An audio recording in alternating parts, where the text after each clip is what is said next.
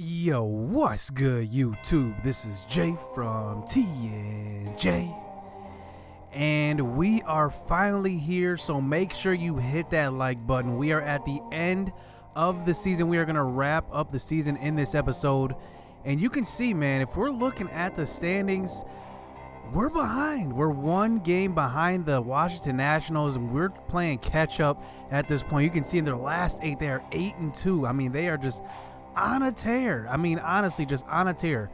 But the good thing is, all we have to do is win one game, and we are in the playoffs. And we go ahead in these last 6 games, and we get just that. We get that one victory. So we win our first game 2-0. Win our second game 5-4 versus the Braves, as Brinson looks like he's hitting pretty well.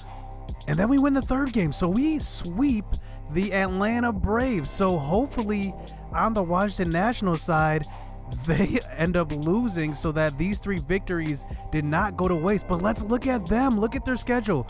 They ended up sweeping the Philadelphia Phillies. So they're on a tear right now. I mean, they are just killing it. So looking at the standings here, we do end up clinching that final wild card spot. So at least we'll make the playoffs. So now we are a lock for the playoffs, playing Colorado if the season ended right here. But we want to get this division. We had to win these last 3 games, and going into the last 3 games, we take the first game. 13 hits as Lewis Brinson continues to hit pretty well in the leadoff spot. And look at Atlanta. They help us out on the road. They win the next game versus the Nationals. So it is tied up for the division right here. But then we fall in our second to last game. We fall to the Arizona Diamondbacks as we only get 3 hits. But look at this. The Braves are like not so fast. We got your back. I mean, they probably have all their September call-ups, and they still get a victory. So now look, it's deadlocked. They have the advantage over us, I believe, in the tiebreaker. So we need them to lose this next game. So look what we're going to do. We're going to see who actually wins this in a quick managed situation. But if you look at Atlanta, just look at them. So going up against Atlanta in this last month, you can see in the second week, they actually split a series at home versus them. Now they're down 2-0 in this series. So now this takes us to the last game of the season for the Nationals. You can see Gio Gonzalez is on the mound, and look at Washington explodes early on in this game as they go up 4-0. But look at it, the Braves. They come back with a 2-run homer here to cut that lead to just 2 runs. And look at the Braves. They are giving up runs here, and they find themselves in a hole. And look at the Nationals. I mean, the offense is just there for them in this game as we are moving along. And look at this. The Braves, are they going to make a last-second comeback here? But, I mean, they're getting shut down up to this point. But Gio Gonzalez loads up the bases for Carrera. Carrera comes through with a clutch double. A 3-run bases clearing double here in the top of the 9th inning, and one more hit. So look at this. In the top of the 9th inning with 2 outs, they score 4 runs to make it a 2-run lead going into the bottom of the 9th inning, and they bring in Vizcaíno for the save, and that's 1 out. That's 2 outs, and that's 3. So the Nationals end up blowing it in the top of the 9th inning with 2 outs in the game. They had a chance to clinch the division, and they let it slip through their hands. So they give us an opportunity to win this division, and we are going up against Taijuan Walker, who is one of the best young pitchers in the game. His record doesn't say so, but his numbers do. 2.92 ERA, 1.22 whip. That strikeout to walk ratio is pretty tough. So now we start out this game with a little bit of hope because we're going into this game. If we win it, we take home the division. If we lose it, we at least get to play in that wild card game. But here we are. We're taking some chances as we execute a perfect hit and run on that one, swinging at a pitch out of the zone, but perfect ball placement on that one. So Domingo Santana comes up, runners on the corners, fly ball to right field. We're tagging on this play. But look at this. Brinson gets thrown out at the plate for a double play here, and Manny Machado trying to keep this inning going. But we pop out to right field, and no runs come across the plate. Man, that's devastating. When we had 2 runners on with no outs to start out this game as Jarlin Garcia gets the ball, and look at this. Hendrickson takes him deep. And you know what? You don't want to know why this is a bad home run given up. First, it was the leadoff man for them, but it's his first home run of the entire season. So he hits his first home run in the last game of the season leading off the game. So that pretty much, I mean, after getting a double play, getting thrown out at the plate by Lewis Brinson, that just like pretty much took the air out of us early on. But we know it's a 9-inning game, so we still got time. And Jarlin Garcia does settle down, gets us out of the inning, and here he is in the bottom of the second. We depended on him. We knew we can depend on him in this last game because, I mean, like I said, he would have been our ace if it wasn't for Michael Fulmer, and he's doing quite a great job in that second spot in our rotation as he gets 3 straight strikeouts, strikes out the side in the second inning. So here on to the top of the third inning, here is Johnny Giavotella taking one off of the shoulder, getting the first man on base, but Jarlin Garcia comes up in a bunt situation, bunts it right to the pitcher, and the pitcher turns around and turns too.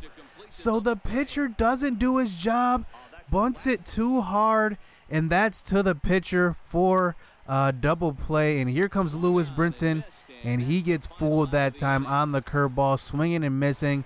And we move on to the top of the fourth inning as Manny Machado comes to the plate with the 1-2 count with 2 outs, and he muscles one to right field to start out this inning. And maybe this is the start of something because we have the middle of our lineup coming up as Justin Bour comes up with a 1-2 count, and he hits one hard to the left center gap, and that one is going to fall in, and we're going to round second, round third, head home, and Manny Machado just gets past the tag by the catcher, and that is going to tie this game up in the fourth inning as JT Realmuto comes up, and he bloops one down the right field line. Wow, what a clutch moment for JT Realmuto. You know he's been hitting like 212 on the season, and he comes through with the clutch hit, but this inning isn't over as Adrian Gonzalez comes up, but that's a ground ball to Hendrickson's to ground out, and that's actually Sierra there at shortstop to end the inning. So here we are now, here into the middle innings of this game, and Arizona, they're fighting here. They're fighting as they get a little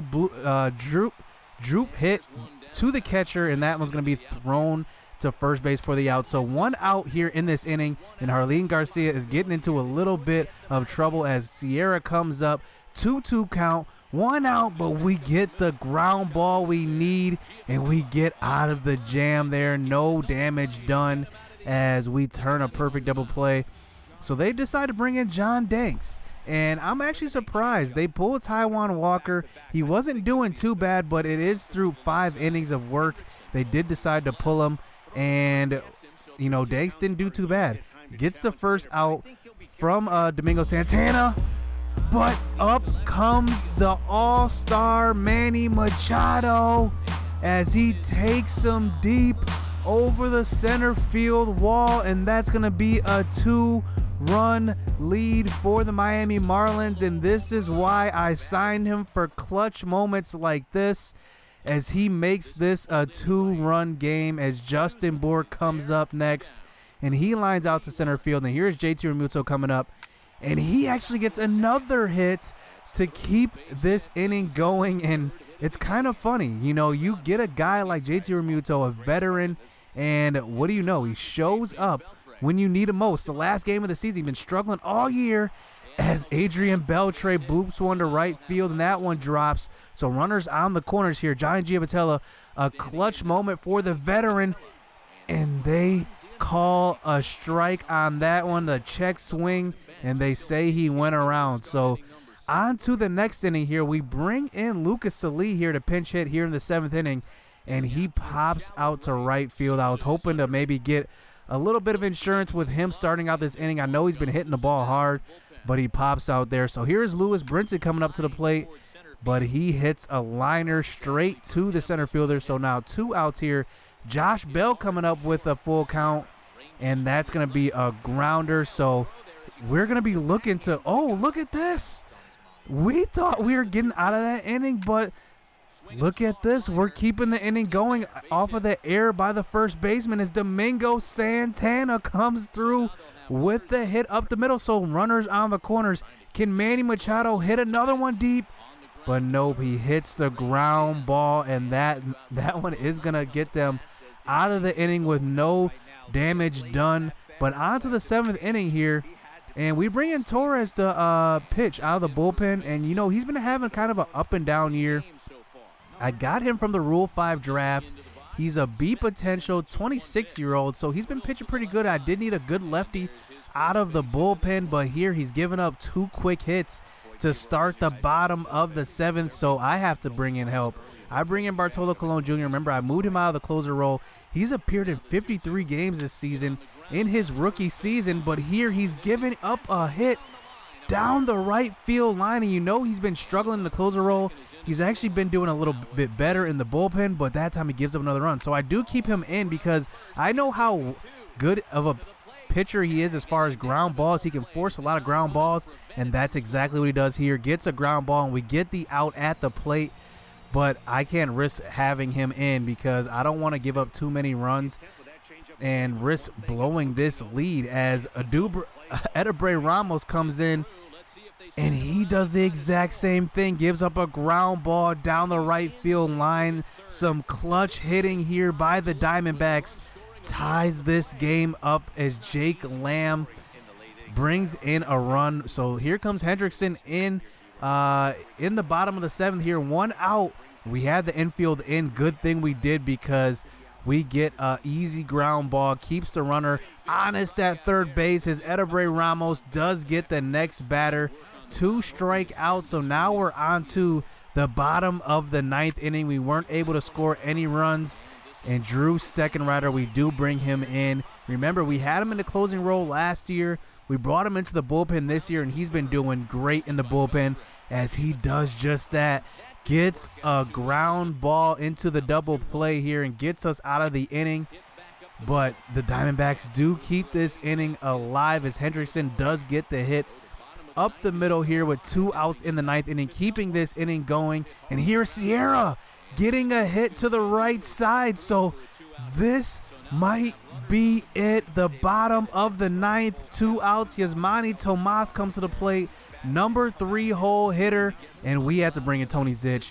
We can't risk it. We had to bring in our closer, the guy that's been the most reliable out of the bullpen for us. So on a 2-2 count, 2 outs, we get him to pop out to Johnny Giavotella, and this one is going to extras. This game is for the division. What first 9 innings of this game. And as we go into extras, here is Justin Bour in the 11th inning drawing a walk. So we bring in Jahmai Jones to pinch run, and we know we need to bring in that 89 speed. And on the first pitch, he's running on a 2-1 count, and he slides in safe. So we set him up. No outs on second base, and JT Realmuto strikes out on the off-speed pitch. So Adrian Beltre comes up, and he at least advances him to third base on the ground ball to second base. So 2 outs. Johnny Giavotella, another opportunity for a clutch hit, and he pops out to the first baseman, and we cannot score any runs here in the top of the 11th. But, you know, we do move on to the bottom or the top of the 12th here, and we decide to bring in Hassan Diaz. And Hassan Diaz played in Double-A the whole season. He hit pretty well, and this is actually his first at-bat in the majors. In his first at bat, he hits one to the left center gap, and he's getting greedy. He's rounding first, heading to second. He's going to slide in safe. So Hassan Diaz in his first at bat is going to slide in safe for his first career major league hit. Couldn't come at a better time as Lewis Brinson comes up, but he pops out to the first baseman. So that brings up Josh Bell here in that 2-hole. 1-2 count, 1 out, gets a pitch to hit, and he drives it to the gap, and that's going to score Hassan Diaz here in the 12th inning as Josh Bell, the acquisition at the deadline, comes through for a clutch double.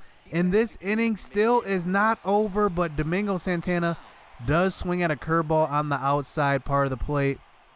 But wisely, they decide to walk Manny Machado because we do have Danny Valencia coming up to hit.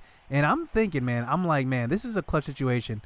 Do I keep him in, or do I kind of give him a pinch hitter? Because, Valencia hasn't been too reliable, but I decided to leave him in. And on a 1-2 count, he hits one way out of here.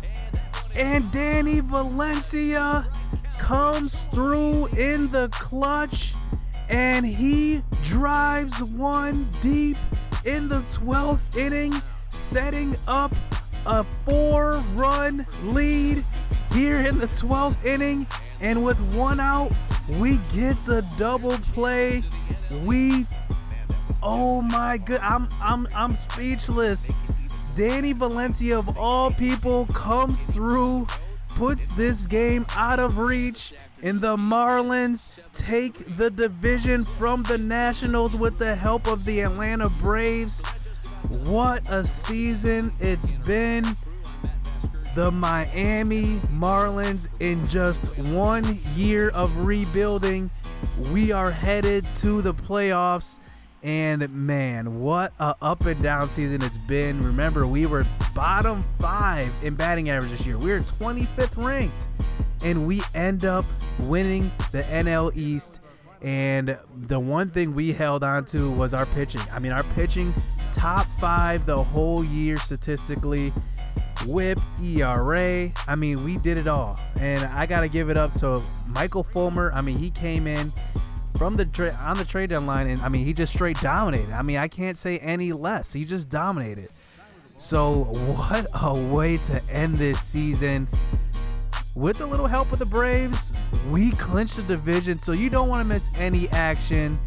Hit subscribe, hit that like button, because we are headed to the playoffs, and you don't want to miss any of that action. So let's get into it. Let's get it. Let's go.